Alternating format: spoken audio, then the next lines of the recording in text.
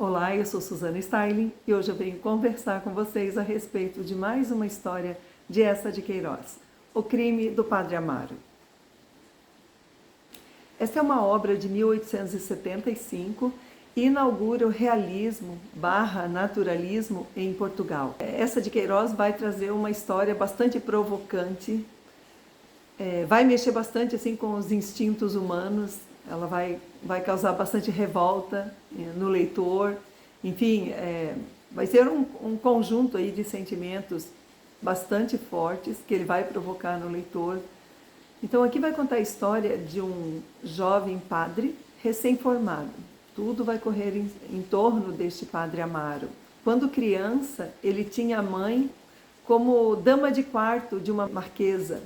Então ela acabou se tornando quase que uma amiga pessoal, uma amiga íntima realmente desta marquesa. Quando ele tinha já 6 anos de idade, a mãe acaba morrendo. E como essa marquesa tinha muita consideração por esta criada de quarto, ela acabou criando o jovem Amaro como se fosse não seu filho, mas como se fosse alguém muito especial, alguém que ela protegia. Então essa criança foi criada assim com certos mimos, né, com cuidados. Ele é descrito aqui como um garoto preguiçoso, que não tinha boa vontade para as coisas, vivia com a mão no bolso, com aparência mirrada, amarelado, sabe assim, aquele encostadão. Só que mais adiante lá, talvez com 11, 12 anos de idade, essa marquesa morre. E o que acontece com ele? Ele é entregue a um tio distante, que é um comerciante. E esse tio bota o jovem Amaro para trabalhar nesse comércio que ele tinha. Então, assim, ele exige bastante de Amaro, e não só faz trabalhar, mas como ele é achincalhado também, sabe? Ele chama constantemente Amaro de burro, sabe? De tonto, essas coisas assim, deprecia bastante esse rapaz. Até que finalmente ele chega à idade dos seus 15 anos e vai para um seminário. Lá ele começa a ter uma outra vida, então a vida ali é mais tranquila, ele começa a se familiarizar bem com os companheiros ali do seminário, começa a formar amizade, e nessa rodinha de adolescentes, claro, né, a conversa é tudo muito sigilosa. Eles conversam sobre uma provável fuga do seminário, porque eles querem uma liberdade. Eles querem sair daquele laço estreito que o seminário tem em volta deles, porque eles não podem fazer sua própria vontade. E o adolescente, ele quer curtir a sua vida, ele quer fazer suas coisas, e ali é tudo muito regrado. Eles gostariam de ir para as tabernas, beber, por exemplo. E aí tem uma passagem interessante, porque além de bebidas e coisas do mundo, eles pensam também em mulheres. Tem uma passagem que vai descrever o Padre Amaro à noite no seu quarto. Ele vai fazer a sua oração devotamente à Virgem Maria, que ele tem a imagem dela em seu quarto, mas ele acaba olhando para ela não como um ser sagrado, mas como uma mulher simplesmente. E ele vai naquele ímpeto de levantar o vestido de Nossa Senhora para que ele consiga ver as partes íntimas dela, né? A parte carnal. E ao mesmo tempo que ele faz isso, ele se dá conta do grande pecado que ele está cometendo, e ele, assustado, ele baixa as vestes dela, e ele sente naquele escuro os olhos da Virgem brilhar, dando uma reprimenda a ele. Então, aí ele joga água benta na cama, sabe, essas coisas, assim, ele mesmo se penitencia, né? Mas não tem coragem de confessar isso, não. E quando o Padre Amaro finalmente, então, se forma, ele é encaminhado a uma cidade lá para o interior de Portugal. O catolicismo é muito arraigado ali, então as pessoas seguem muito os comandos dos padres, dos bispos, e são pessoas também que gostam muito de falar da vida alheia, estão sempre de olho no outro, policiando o que o outro faz para poder falar, sabe? Elas têm um dedo forte, rígido, contra o outro. Só que no decorrer da história, e às vezes até lá para o finalzinho você vai descobrindo ainda mais coisas, ali não tem santo, sabe? Ninguém, sabe, assim, por mais envolto de uma aura crística, uma aura santificada, na verdade são pessoas simplesmente humanas, mas que carregam cada um a sua parcela bem pesada de culpa, como um ser social, enfim. Então, nesta cidade, ele vai ter o amparo do cônego Dias.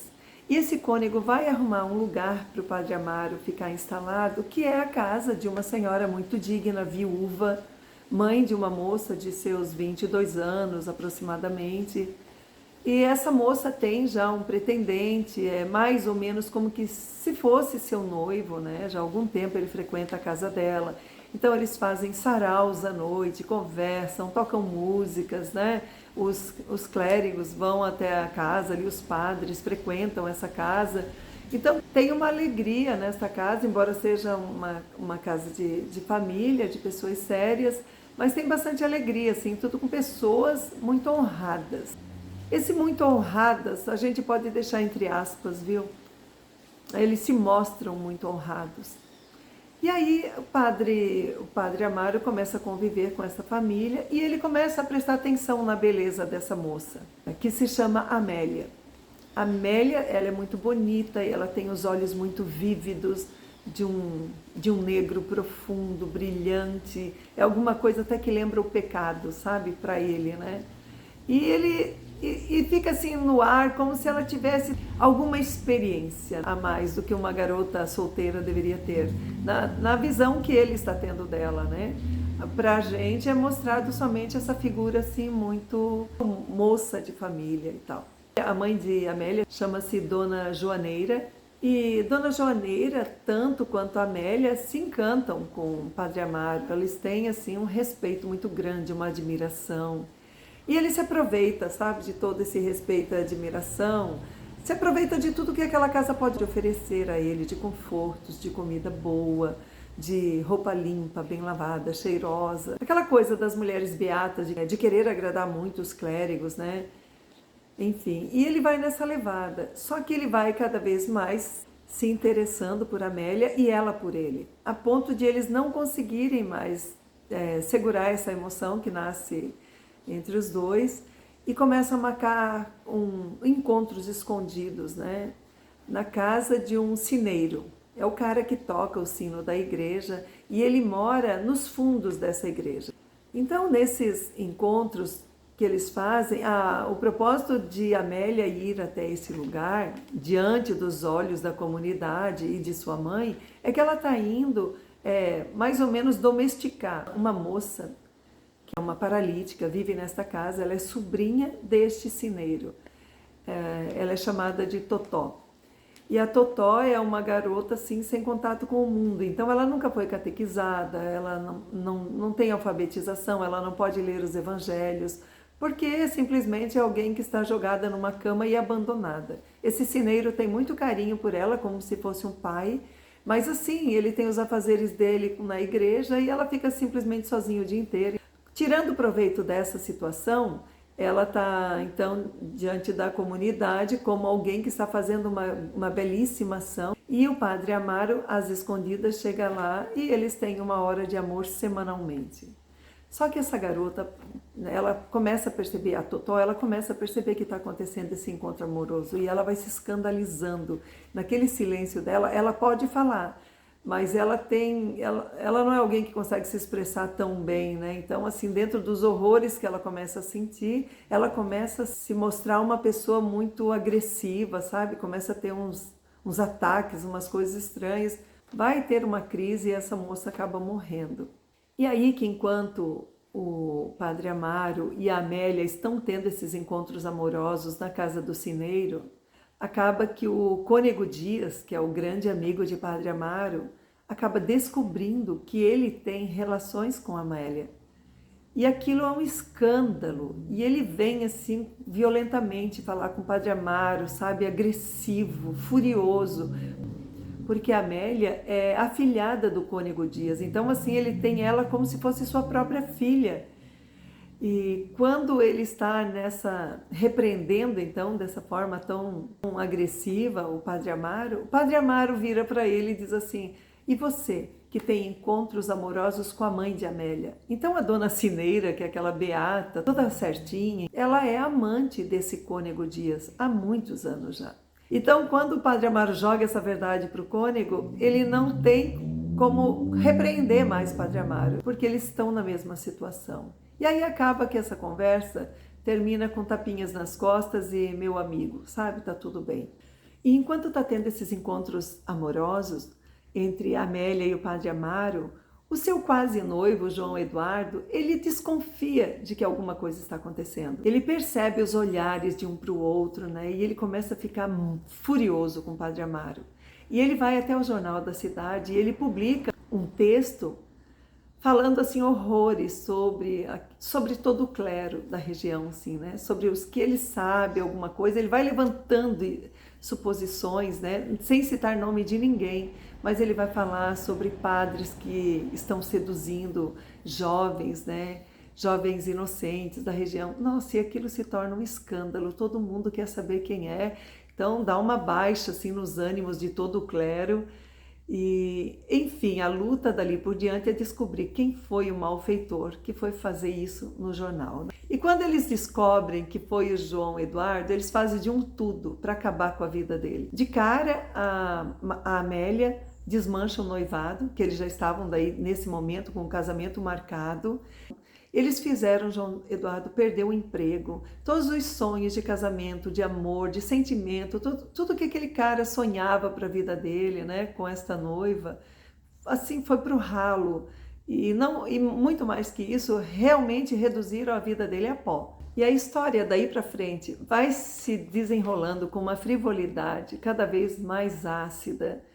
Eu, de fato, quando eu lia esse título, O Crime do Padre Amaro, ele a mim parece muito sugestivo, eu já imaginava que era coisa do tipo, né, que ele tivesse envolvimento amoroso com alguém e se pagando de bom moço, como um homem respeitável, né, e somente casado com a Santa e Madre Igreja, né, mas não é nada disso. O título deveria ser Os Crimes do Padre Amaro, porque foram muitos, não apenas um. Então, assim, isso aí tinha que ser pluralizado. E dali para frente vai se desenrolando tanta história cabeluda, assim, não só de Padre Amaro, a gente vai sabendo de uma série de erros daquela comunidade, né? Como eu já falei, de dedo em riste, né?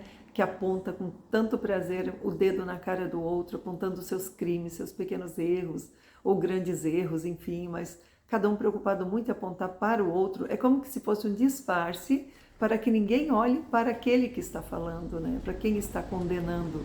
Então esse livro vai tratar dos escândalos envolvendo o clero, das sujeiras, das tramóias que acontecem dentro da Igreja Católica, da politicagem que também existe dentro da Igreja, no caso aqui da Igreja Católica, das tramóias, dos acertos, dos danos causados a terceiros e até dos crimes. E aí essa de Queiroz, ele trata tudo isso com pitadas e mais pitadas de deboche, de provocação. Ele faz assim observações bem filosóficas, tem umas pessoas aqui que são incríveis nessa história, tem um médico que vai falar em algum momento coisas tão importantes para esse João Eduardo, e sabe assim, falando da condição humana.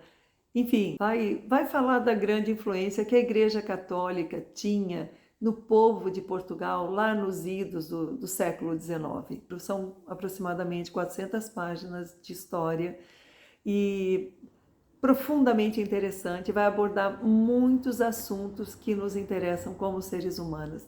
Então fica aqui a minha forte recomendação para que você venha conhecer O Crime de Padre Amaro.